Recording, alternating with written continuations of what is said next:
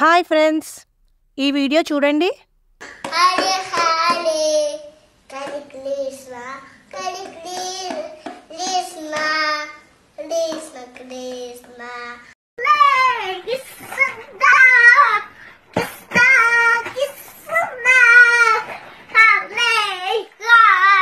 ఈ బుడతడు చేస్తున్న భజన ముచ్చటగా ఉంది కదా.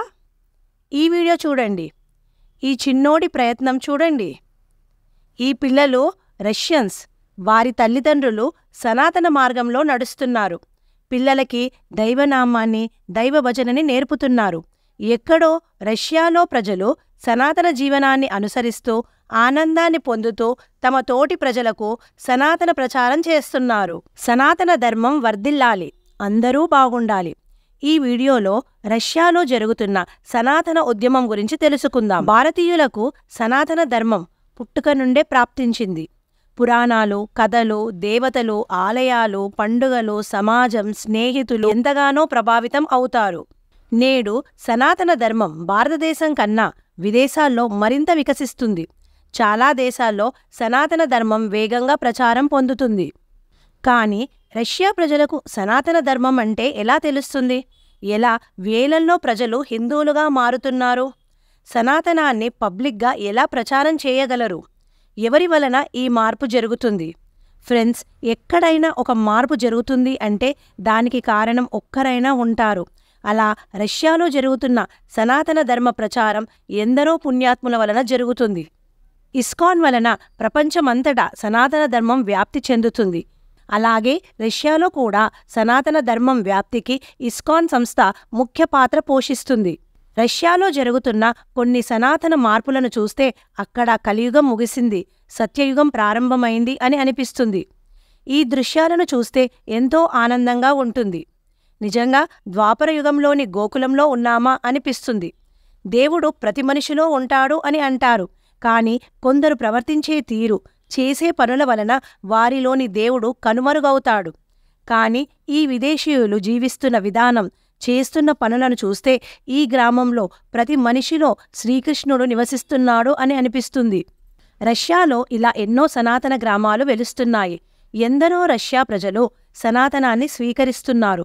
కొందరు భగవంతుడి భక్తిలో గడపడానికి ఈ గ్రామాల్లోకి వస్తున్నారు, ఇక్కడే నివసిస్తున్నారు. గడ్డకట్టే చలిలో కూడా ఉదయాన్నే స్నానం చేసి దేవుడి సేవ చేస్తున్న ఈ విదేశీయుల్ని అభినందించాల్సిందే. ఈ గ్రామాల్లోని ప్రజలు రామనామాన్ని, కృష్ణనామాన్ని జపించమని ప్రజలకి ప్రచారం చేస్తూనే ఉంటారు. వారి పనులు ముగిశాక అందరూ కూర్చొని భగవంతుడి కథలు వింటారు, దేవుడి భజనలు చేస్తారు, భగవద్గీత పఠనం చేస్తారు. ప్రతి సాయంత్రం శ్రీకృష్ణ భజనలు చేస్తారు. ప్రతి ఒక్కరూ ఆనందంగా ఈ భజన కార్యక్రమాల్లో పాల్గొంటారు. ఈ ప్రజలు గోమాతను పూజిస్తారు, గోశాలలు నిర్మించుకున్నారు, గోమాత సేవ చేస్తారు, గోమాతకు మేత అందిస్తారు, స్నానం చేయిస్తారు, పేడను శుభ్రం చేస్తారు. గోమాత పేడను పొలాల్లో ఉపయోగిస్తారు. ప్రాచీన భారతీయ పద్ధతులను ఎన్నో పాటిస్తూ కనిపిస్తారు. జన్మాష్టమి వేడుకలు జరుపుకుంటారు. గడ్డకట్టే చలిలో కూడా కృష్ణ రథయాత్ర వేడుకను జరుపుతారు. ఒకరు కాదు, ఇద్దరు కాదు, వేలల్లో ఆడబిడ్డలు భారతీయ చీరకట్టులో భగవంతుడి భక్తిలో పరవశాన్ని పొందుతూ కనిపిస్తారు. తమ చిన్నారులకు చీరలు, పంచలు కట్టిస్తారు, నుదుటిపైన నామాలను ధరిస్తారు. పురాతన భారతదేశాన్ని చూసినట్టు అనిపిస్తుంది. శంఖంతో దేవుడికి పాలాభిషేకం చేస్తారు. పూలమాలలు తెచ్చి దేవుడికి అర్పిస్తారు. దేవుడికి ఆరతి ఇస్తారు. ఉయ్యాలలో దేవుడికి సేవ చేస్తారు. దేవుడికి ఎన్నో సేవలు భక్తితో చేస్తున్నారు. పరమశివుడు లోకాన్ని రక్షించడానికి సముద్రమదనంలో వచ్చిన విషాన్ని తాగాడు. విష్ణుమూర్తి 9 అవతారాలు ఎత్తి ధర్మాన్ని రక్షించాడు. కలికాలంలో కూడా కలి నుండి ప్రపంచాన్ని కాపాడేందుకు భగవంతుడు దశావతారంలో కల్కి రూపంలో వస్తాడు. ప్రపంచాన్ని కాపాడుతాడు. లోకం సుభిక్షంగా ఉండాలి అని ఎందరో ఋషులు ఎన్నో త్యాగాలు చేసేవారు. లోకానికి మంచి చేయడానికి భూమ్మీద ఎప్పుడూ మహాపురుషులు పుడుతూనే ఉంటారు. వారి వలన ఎందరో ప్రజలు ఆనందంగా జీవించగలరు. అలానే రష్యా ప్రజలకి ఆధ్యాత్మిక జీవనాన్ని, సనాతన ధర్మాన్ని, దేవుడి భక్తిని పరిచయం చేస్తున్న మహానుభావుడు డాక్టర్ వదిమ్ తునీవ్. రష్యాలో వేలల్లో ప్రజలు సనాతనీయులుగా జీవించడానికి ముఖ్య కారణం డాక్టర్ వదిమ్ తునీవ్. నాస్తిక కుటుంబంలో పుట్టినాడు. మొదట తాను నాస్తికుడే. అతని తాత, తల్లి, తండ్రి అందరూ శాస్త్రవేత్తలే. తునీవ్ కూడా శాస్త్రవేత్తే. తాను ఇస్కాన్ భక్తుడిని తన కళాశాలలో కలిశాడు. ఆ భక్తుడు కూడా అక్కడి విద్యార్థి. ఆ భక్తుడి సహచర్యం వలన తునీవ్ ఆధ్యాత్మికత వైపు ఆకర్షితుడైనాడు. ఇస్కాన్లో చేరినాడు. ఎన్నో విషయాలు తెలుసుకున్నాడు. సనాతనాన్ని స్వీకరించాడు. భక్తి విజ్ఞాన గోస్వామి అని నామకరణ పొందాడు. దేవుడి భక్తిని, ఆధ్యాత్మికతను తెలుసుకున్నాడు. భగవద్గీతను చదివాడు. ఎంతో తృప్తిని పొందినాడు. సంస్కృతాన్ని నేర్చుకున్నాడు. తన ప్రజలకి అమూల్య సనాతన జ్ఞానాన్ని అందించాలని ఎన్నో గ్రంథాలను రష్యన్ భాషలోకి అనువదించాడు.